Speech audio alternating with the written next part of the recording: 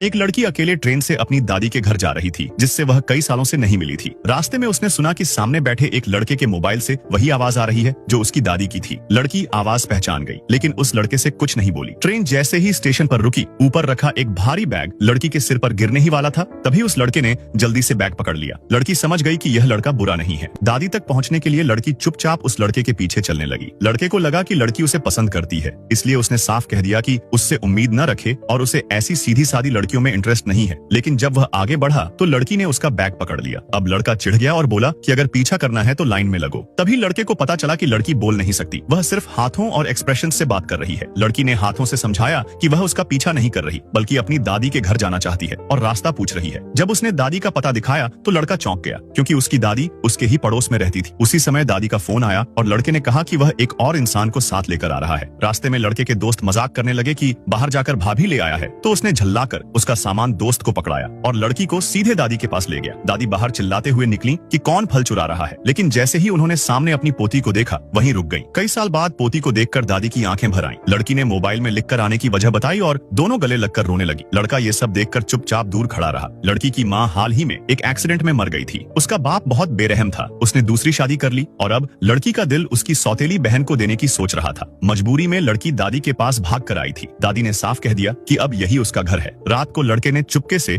लड़की के लिए साफ सोने के कपड़े रख दिए और एक छोटा सा नोट छोड़ दिया कि कपड़े नए और साफ हैं। लड़की का दिल तेज तेज धड़कने लगा और उसका चेहरा लाल हो गया, लेकिन उसे नहीं पता था कि लड़का दूर से उसे देख रहा है। अगले दिन लड़की उसके लिए मूंग दाल की खिचड़ी लाई। दादी ने कहा था कि बहुत गर्मी है, इसलिए वह उसकी दुकान पर कुछ देर बैठ जाए। लड़के ने उसे ऊपर बालकनी में बैठने को कहा और टीवी चलाने दिया। लड़के के दोस्त लौटे तो उसकी नोटबुक पर बनी तितली और फूल देखकर डर गए, क्योंकि कोई भी उसकी चीजों पर हाथ लगाने की हिम्मत नहीं करता। लड़की घबरा गई और रोते हुए माफी मांगने लगी। लड़के ने उसे कुछ नहीं कहा। शाम को वह लड़की को स्कूल से लेने आया। रास्ते में एक लड़की ने जलकर सवाल किया तो लड़के ने उसे साफ शब्दों में चुप करा दिया। लेकिन जैसे ही लड़की घर लौटी, उसका बाप कुछ लोगों के साथ उसे जबरदस्ती पकड़ने आ गया ताकि उसे अस्पताल ले जाकर ऑपरेशन करा सके। उसी वक्त लड़के को ऊपर से शोर सुनाई दिया और उसे समझ आ गया कि कुछ बहुत गलत हो रहा है।